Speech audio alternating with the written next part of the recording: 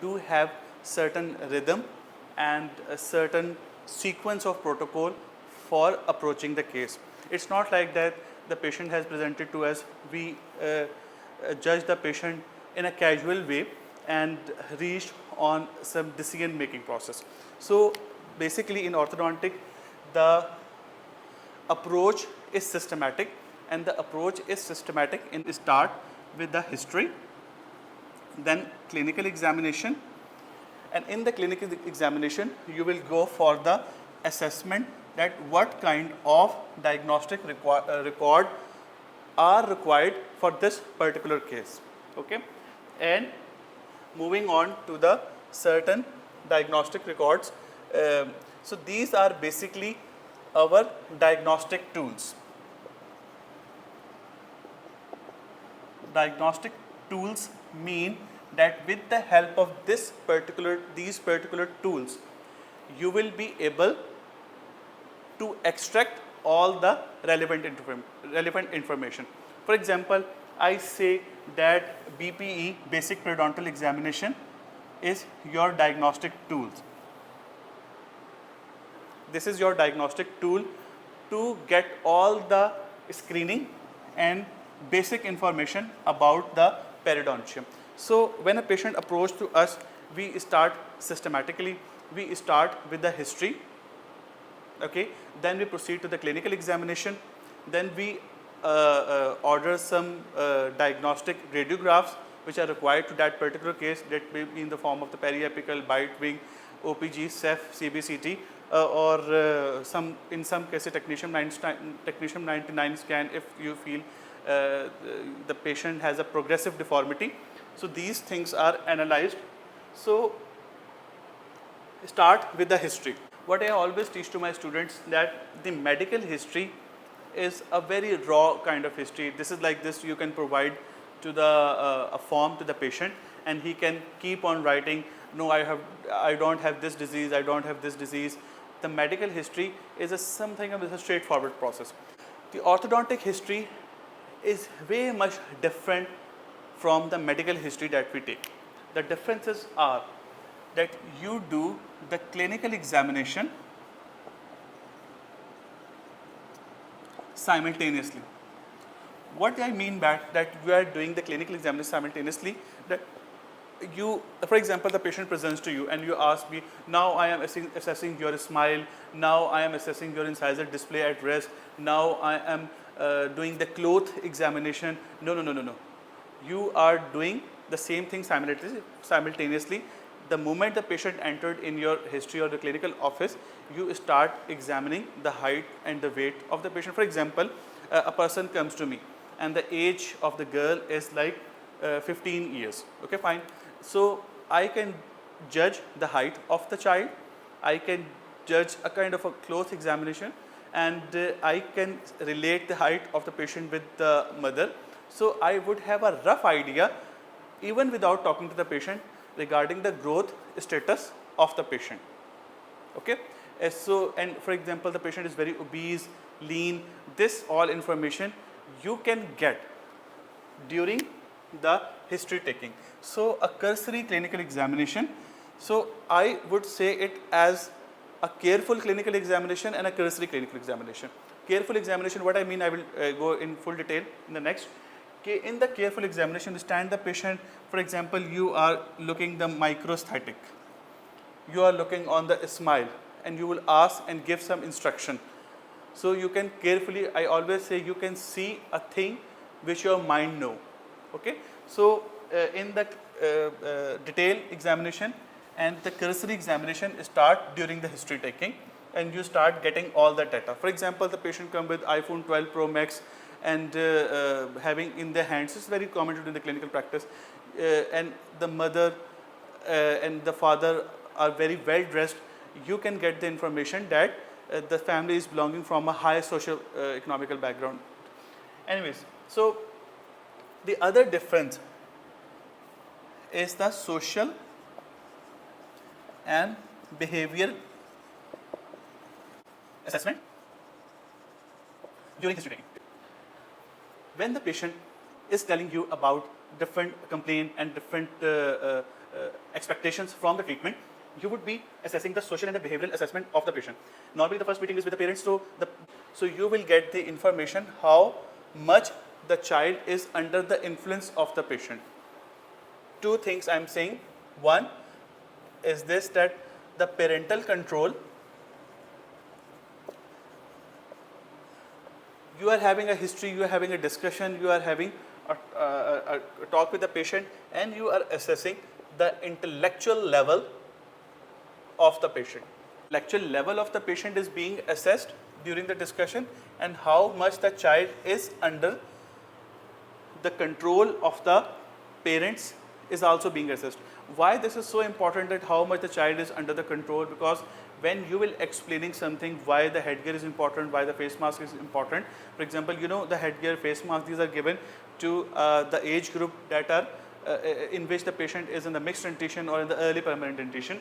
So parental control and the parental guidance, because the mother and the father will keep on explaining different things at the home on your behalf, that this is so important, and engaging the parents. If the orthodontic history taking comprised of 4 components. What the 4 components are: one is the chief complaint, the other is the medical and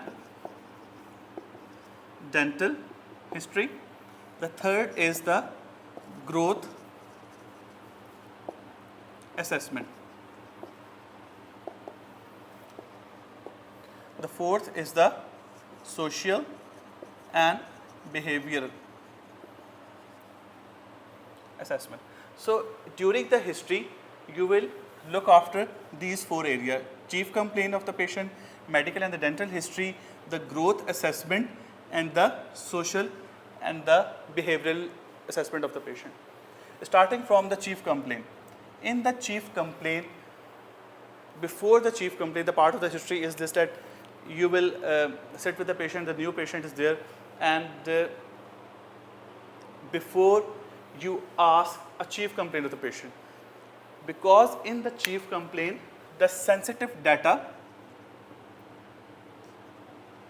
is to be extracted, and this is for the sensitive data that is about the aesthetic of the patient regarding the chief complaint of the patient is not possible without developing a rapport with the patient, the bond with the patient. The bond is how the bond is established. You will start discussion with your introduction. Okay, why with your introduction? Because you do not expect a patient or a child to start speaking. So you start the discussion and engaging the patient.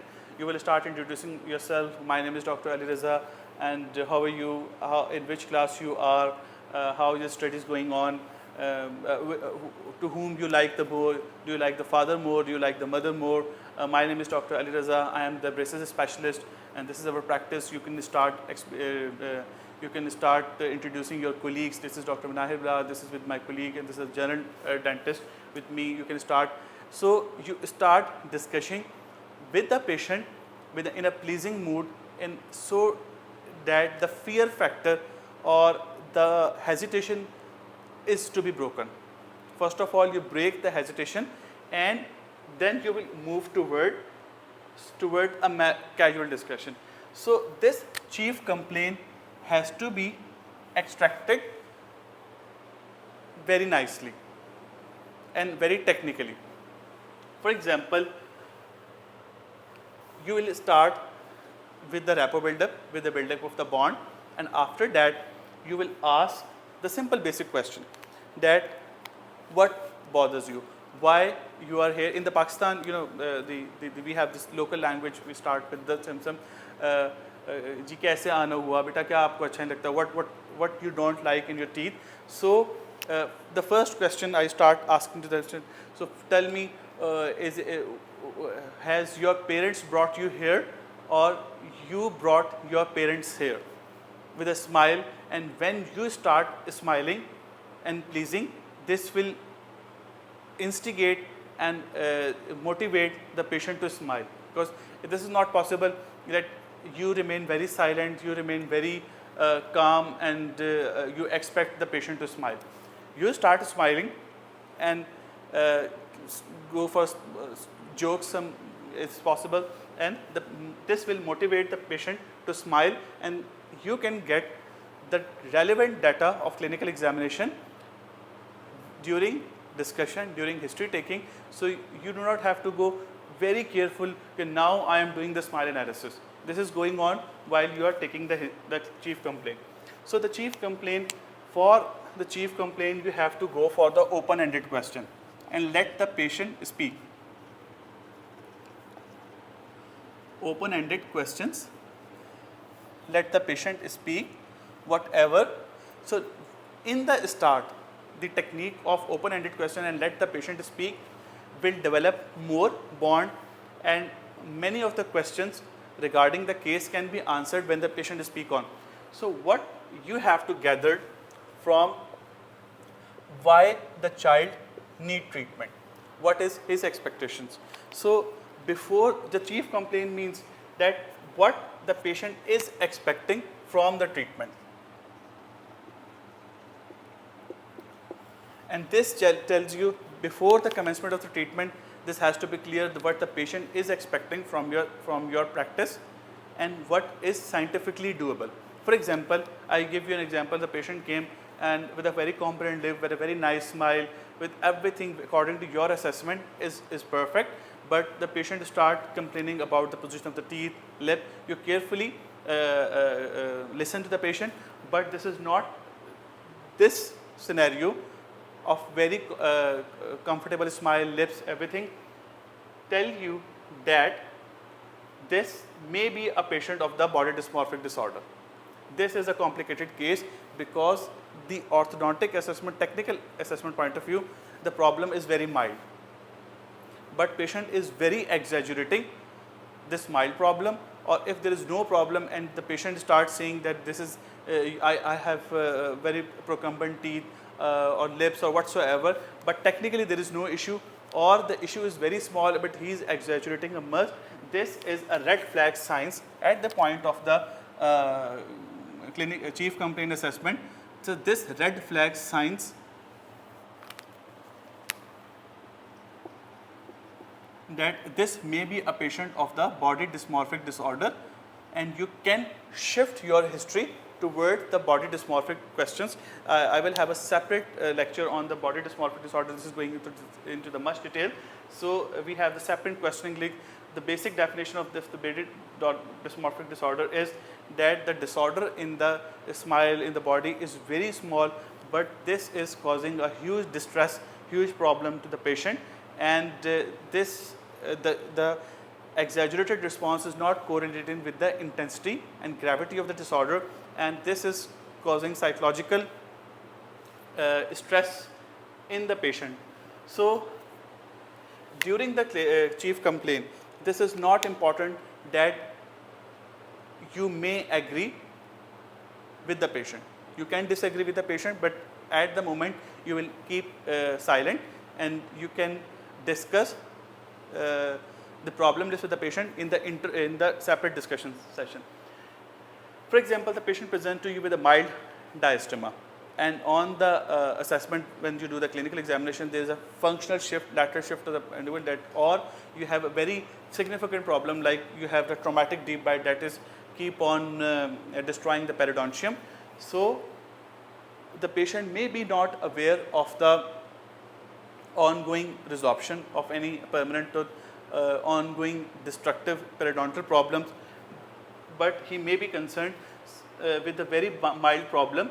So what you will be doing, you will be focusing on this problem which is by the patient, because this is what the patient is expecting from you, and you are supposed to solve this problem.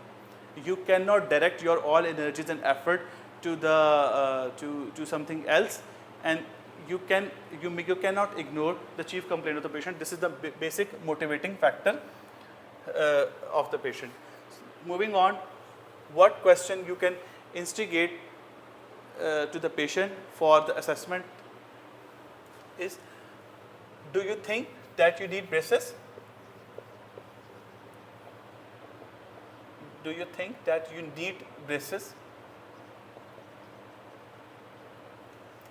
need of the braces is very important, because first thing that you will ask to the patient, what bothers you? Please keep on writing on the paper and pad. The first question was, I tell you, what you don't like. What you don't like in your smile.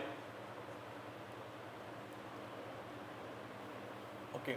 When the patients keep on stating what I don't like, for example, he said about I don't like the diastema. Then the next question would be, do you think you need braces? Okay. Then the third question would be that what you expect at the end of the treatment. This will instigate you to get the expectations from the treatment. So basically these are three questions. One is that what you do not like in your smile, what bothers you, why you came here, what you don't like. Then the second question is, do you think you need braces?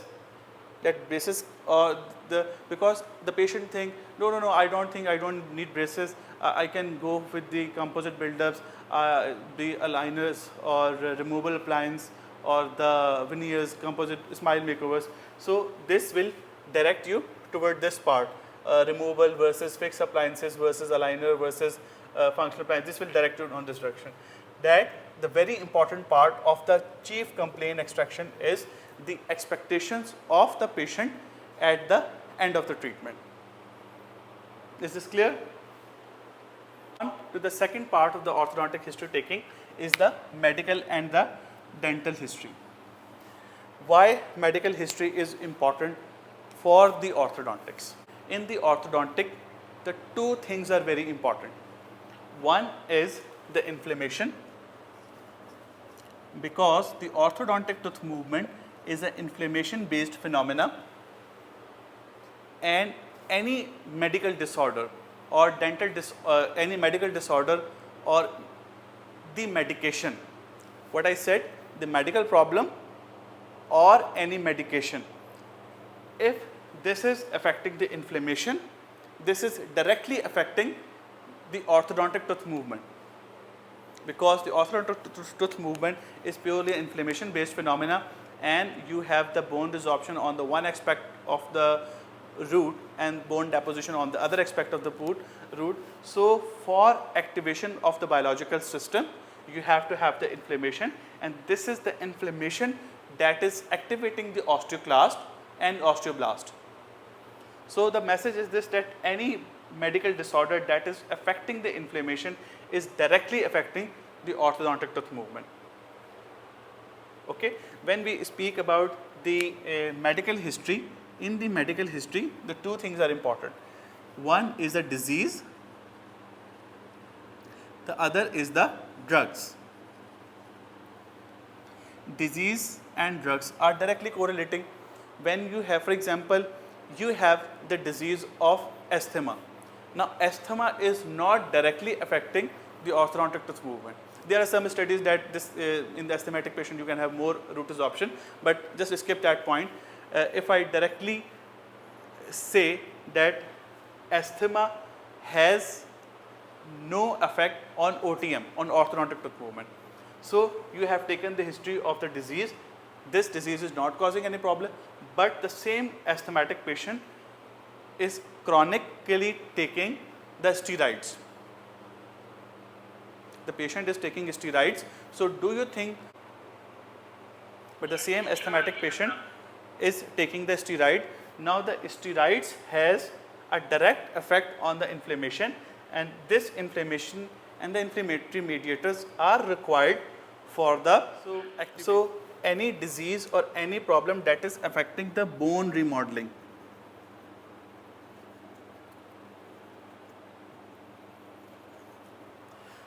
I said two things are important. One is any disease or any drug that is directly affecting the inflammation. Secondly, I said any disease or any problem that is affecting the inflammation and the bone remodeling. There are many diseases like Paget disease or the osteoporosis or any disease that is affecting the inflammation, bone remodeling, like Paget disease, bone density is hard, osteopetrosis, many other medical diseases, not going into the detail, that are increasing the density of the bone, making the orthodontic tooth movement more harder, or any drug. When I say drug, which are directly affecting, the most common are the bisphosphonate. What does the bisphosphonate do? I'm just telling you the background so you know why you are asking these questions, and why, when you know why you are asking the question, you will not be skipping the question. The 54 years female presented to you, okay, and you skip the history of the menopause. She need adult orthodontic treatment. You miss the history of the menopause, and you know what does the estrogen do? What happened in the menopause? You have the cycles are stopped in the menopause, and what happened? The estrogen level dropped down in the blood, and what does the estrogen do? This prevent the osteoclast to extract the calcium from the bone. In simple word, the estrogen suppress the osteoclastic activity. Is this clear? When the estrogen is not available in the blood after the menopause, what will happen? The osteoclast remain unchecked and keep on going and keep on extracting the calcium from the bones, and you develop the osteoporosis. Osteoporosis, the bone density, what happened in the osteoporosis, the bone density decreases, and in order to improve the bone density, they start giving the drugs that will prevent the resorption of the bone, or they will be giving the drugs that will stop the osteoclastic activity and prevent the resorption of the bone. The bisphosphonate, what does the bisphosphonate do? They prevent the osteoclastic activation. We are taking the medical history. Very important thing is this, that there is a history of the trauma, dental-alveolar trauma, because the slight facial asymmetry, then we normally call it as a normal asymmetry, because the asymmetry is prevalent up to 13% to 25% of the patient. Every third or fourth or fifth patient, every fifth patient is having a very mild facial asymmetry. This we will discuss in detail. So, history of the trauma, as per today, the most common cause of the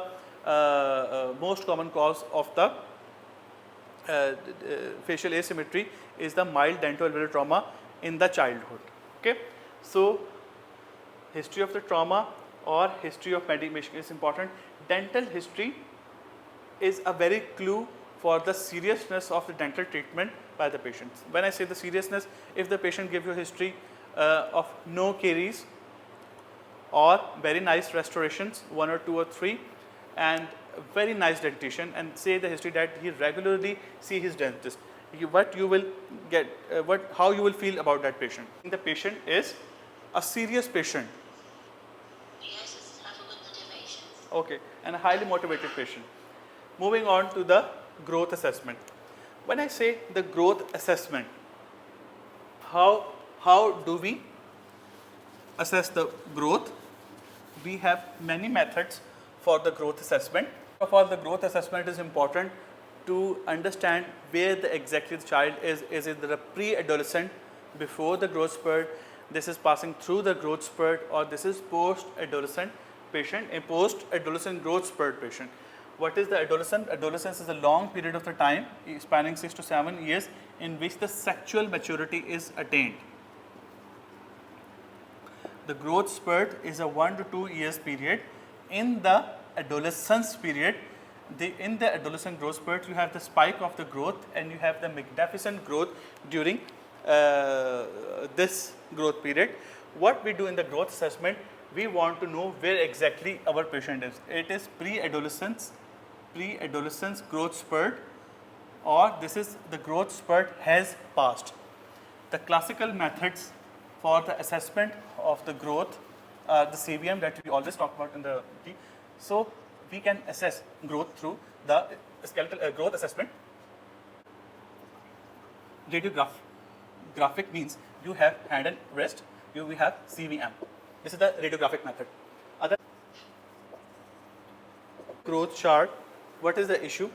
That you know where the child is exactly on the growth spurt and when you will get the growth spurt at any stage. Okay, so you would have idea about the growth spurt from the growth chart. You do have the insulin like growth factors in the blood. In the growth chart would have the issue of the availability of the because the data about the growth chart is to be taken from the pediatrician. The issue of the growth chart is this, that you have to have a full record of the patient. What was the height of the patient at 2 years? Please note down, this is a very important question. From which age the growth chart starts? The growth chart starts from the year 2. Note down, 2 साल की as से growth chart start होता है. This is a growth chart start from 2 years. What was the height of the patient 3 years, 4 years, 5 years, 6 years, 7 years? You have all the data. And on this curve, you will come to know that when you will get the adolescence growth spurt because of the predictability of the previous children's. So you have insulin-like growth factor, you have the growth charts, you have the radiograph, hand and wrist, and you have the clinical examination. What else? My simple question to both of you is that how in the history you can judge about the growth status of the patient. Tell me. Assessment, the history tells you about, you can directly ask about in the female about the menarche, and you can ask about secondary sex character. For example, this secondary sex character are the data about the secondary sex character are gained from the clinical examination, and this clinical examination is a cloth examination. Obviously, you're directly not seeing the sex organs, and the data about the secondary sex character can be asked directly from the patient and from the mother. What I mean that you can ask about the hair distribution in the pelvic area about the patient, and you can ask about the menarche, you can ask about the speed or change in the size of the shoe.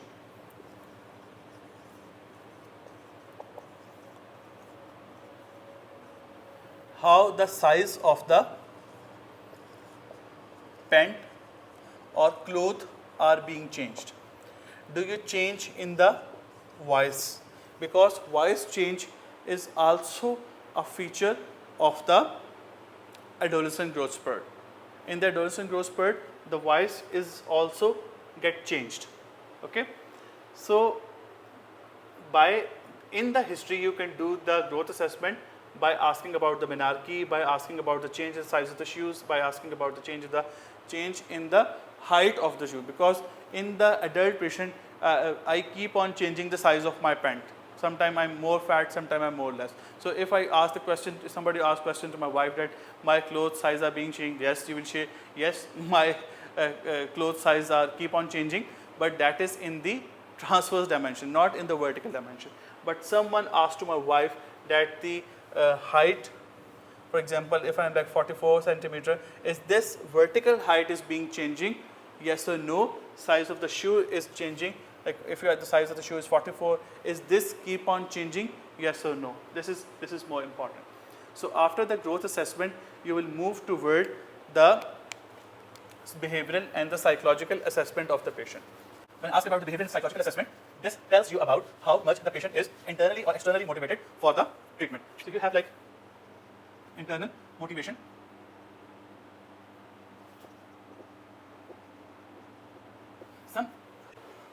The simple thing is this, that you will be engaging the parents, you will be assessing the child, and this can be cracked with a simple questioning from the patient.